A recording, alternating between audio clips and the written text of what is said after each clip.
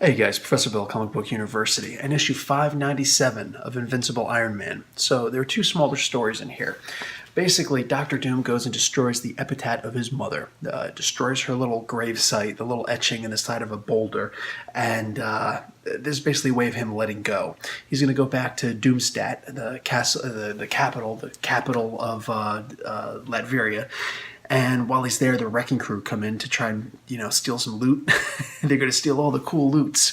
So they get into it with Doctor Doom. They don't realize that he's there. And he puts a thorough beating on them. It's actually pretty cool. The problem is they wind up calling up the backup squad, which is all of the bad guys who are gunning for Doom. So starting with the Hood. So all these guys show up and they just like Razor Fist shows up. He thinks that he's going to take down Doom. That's cute. That's cute. Anyway, so these guys put a beating on Doom and he's not doing so good right now. So that's pretty much where that part ends. And I'm interested in seeing what happens from that point on. The other side of the story is Riri. Riri goes to, to MIT.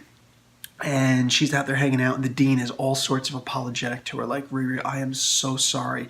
He's like, listen, I put way too much on you. And he's sincere. This isn't like, some fluff that he's throwing at her. He's being sincere, and I love this. A lot of people like talk about tough love and a bunch of stupid terminology like that. Look, sometimes that works with people who you actually love.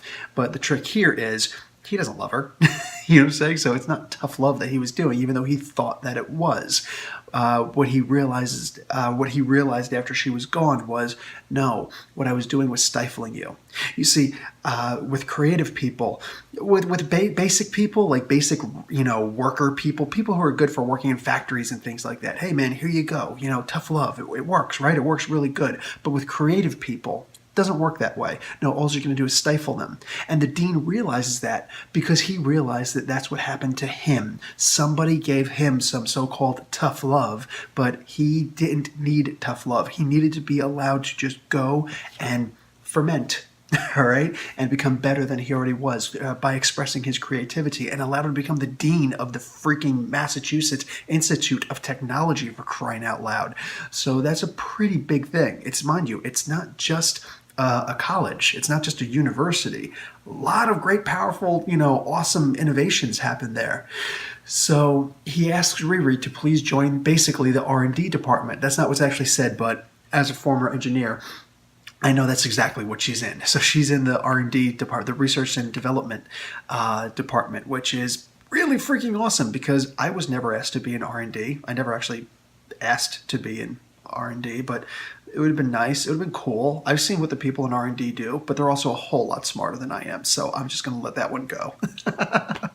Anyway, they're also bored a lot of times too, so I definitely wouldn't have enjoyed that. Either way, what's cool here is that she teams up with a couple people. One of them is Arno Stark.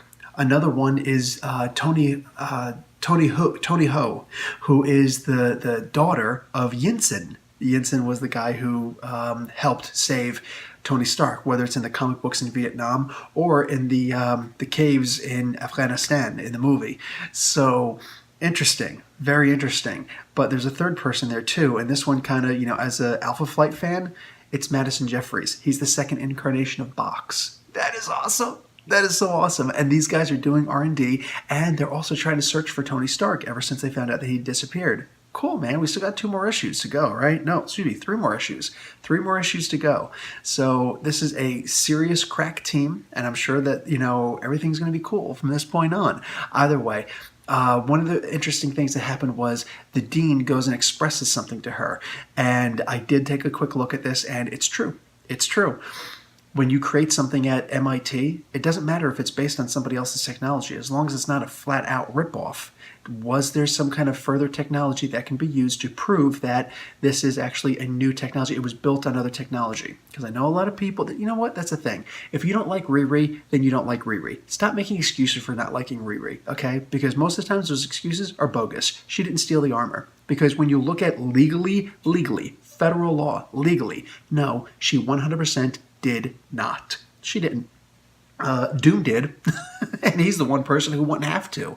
Either way, what happens is the professor there, the dean, he says, listen, if there's any kind of technology in there that you built upon but didn't actually just completely steal, basically, then what do you call it, that it technically belongs to MIT. All right, that's a huge thing that we've got, and yes, it's true. And to boot, I will simply turn that over to you.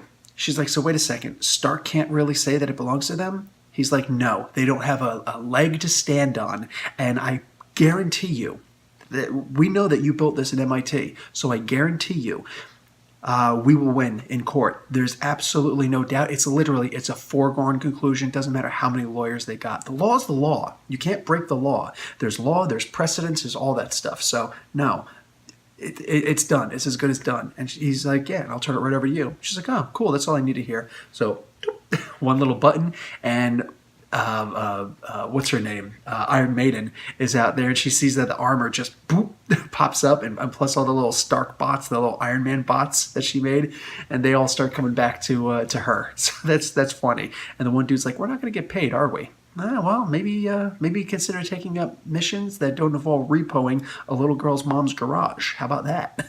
So that was pretty fun. I definitely enjoyed that.